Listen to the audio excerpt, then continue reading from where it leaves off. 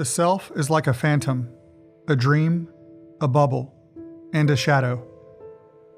We should live as if the self is not there, but as if the world is great and deep. When it comes to ego, there isn't much I could say that hasn't already been written or explored by prolific psychologists, philosophers, and spiritual thinkers. Each of these scholars viewed the complexities of ego from different vantage points, acquiring previous knowledge and adapting it to their own unique approaches. As I sit here and write, what it means to me feels clear. Not to undermine the work of Freud on the structure of the psyche, Jung's discussions on the shadow self, or even Sartre's ideas on self and the existential limitations we allow to seep in. To me, it all comes down to moments when emotions take hold. When I place excessive focus on myself, the problems I perceive, and how negative external factors amplify them. The art of humility lies in releasing the need to control situations or obsess over others' perceptions.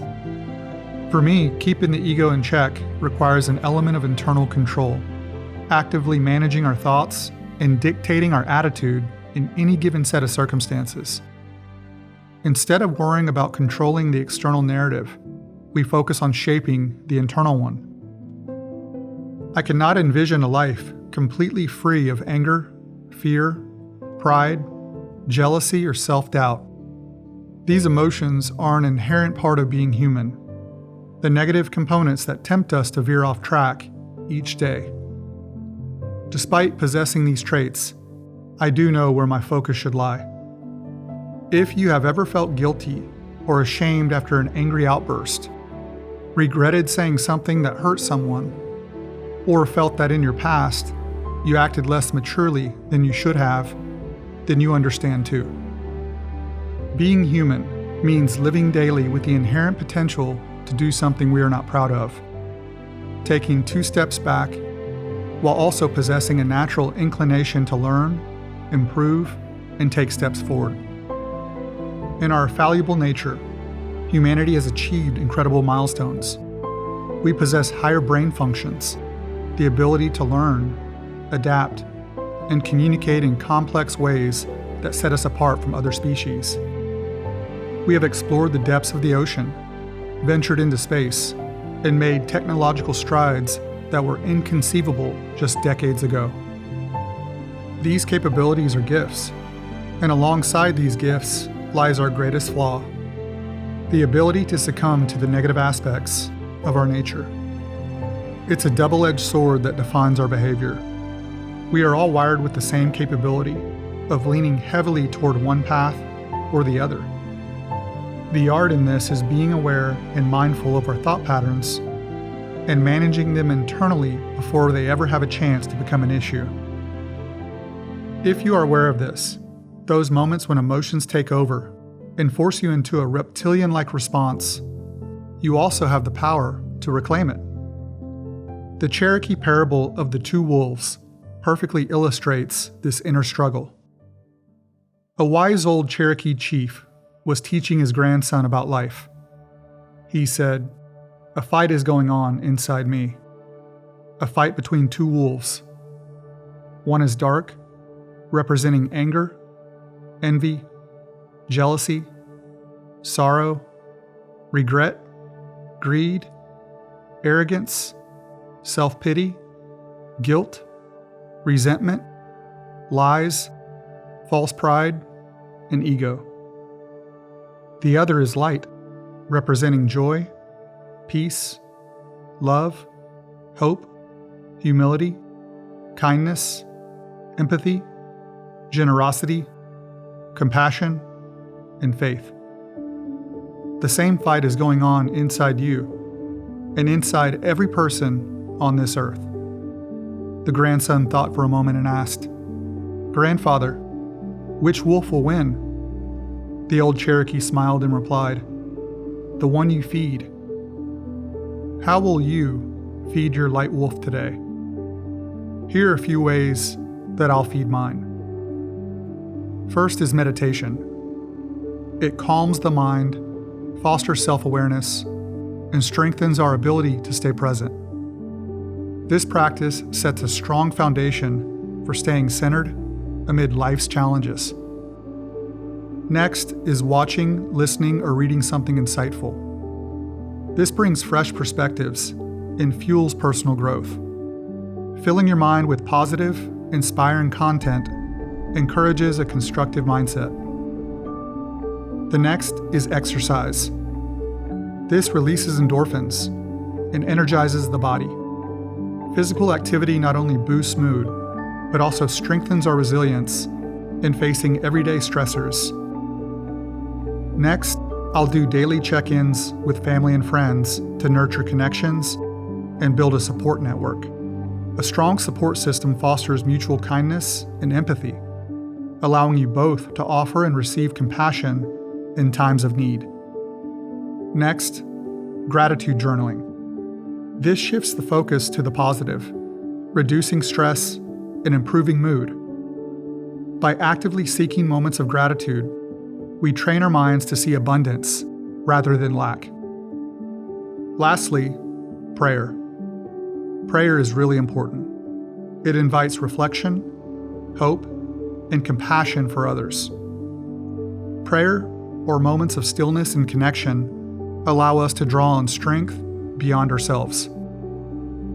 By incorporating these practices, we actively cultivate virtues like kindness, empathy, patience, love, and humility. Each of these virtues brings profound benefits into our lives and those of others. Kindness builds strong relationships by fostering trust and emotional safety. It opens the door to genuine connections, making others feel valued and heard. Empathy bridges gaps and leads to compassionate action, reducing conflicts and encouraging understanding. By putting ourselves in others' shoes, we create space for healing and reconciliation. Patience promotes resilience, allowing us to handle setbacks constructively. It provides the grace to stay calm and adapt when things don't go as planned. Love creates a sense of belonging, building the self-worth of those around us. Through expressions of unconditional support, love becomes a powerful force for unity and growth. Humility inspires respect and growth as well, fostering a culture of collaboration and continuous improvement. By acknowledging our own limitations, we create room for learning and mutual respect. Just as we nurture the light wolf, the dark wolf has its role too. It's not about starving the dark wolf. It's about understanding and channeling it effectively. Anger can be a powerful motivator for change when directed against injustice. Properly harnessed, it drives us to stand up for ourselves and others, bringing about necessary transformation. Fear can heighten our awareness and protect us from harm. When used wisely, it sharpens our instincts and helps us make safer, more informed choices. Pride can drive ambition, pushing us to achieve our dreams and goals. A healthy sense of pride fuels perseverance and dedication to our passions and aspirations. Jealousy can be a signal for unmet needs, helping us reassess our desires and take action. Rather than viewing it as purely negative, we can see jealousy as an opportunity to realign our efforts with what truly matters to us. Self-doubt can encourage introspection and growth, preventing overconfidence. It invites humility and the willingness to seek feedback and refine our skills. By recognizing and harnessing these darker traits, we can use them as a source for fuel rather than letting them control us. The key lies in being aware of when these emotions arise and directing them towards constructive outcomes. This now brings us to the lesser known and alternate conclusion of the Cherokee Parable. The grandson thought for a moment and asked, "Grandfather, which wolf will win?" The old Cherokee replied, "If you feed them right, They both win. You see, if I only choose to feed the light wolf, the dark wolf will hide around every corner, waiting for me to become distracted or weak, ready to jump out and claim the attention it craves. It will always be angry, always fighting the light wolf. But if I acknowledge him, he is happy, and the light wolf is happy, and we all win. For the dark wolf has many qualities: tenacity, courage, fearlessness, strategic thinking that I need at times. These are qualities the light wolf lacks, but the light wolf has compassion, caring, strength, the ability to recognize what is in the best interest of all. You see, my son, the light wolf needs the dark wolf at its side. To feed only one would starve the other, and both would become uncontrollable. To feed and care for both means they will serve you well and do nothing that isn't part of something greater, something good, something of life. Feed them both, and there will be no more internal struggle for your attention. And when there is no battle inside, you can listen to the voices of deeper knowing that will guide you in choosing what is right in every circumstance. Peace, my son, is the Cherokee mission in life. A person who has peace inside has everything. A person pulled apart by the war inside them has nothing. How you choose to interact with the opposing forces within you will determine your life. Starve one or the other, or guide them both. The battle for control is not about eliminating one side of ourselves. It's a dance between acknowledging our duality and understanding the value in both the light and the dark. We are not here to suppress or reject our darker inclinations, but to channel them constructively and harmoniously.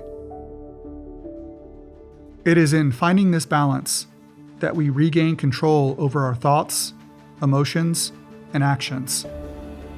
Each day presents an opportunity to feed both wolves wisely, to use our light side to build relationships, empathy, and resilience, while letting the dark side fuel our courage, ambition, and sense of justice. In doing so, we not only achieve peace within ourselves, but also contribute to a more balanced, empathetic world. Ultimately, regaining control isn't about perfection. It's about progress. It's about accepting who we are while striving to be better.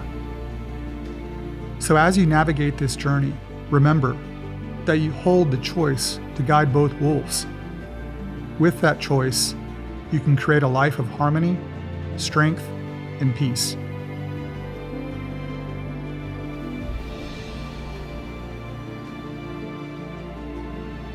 Do not hold on to anger.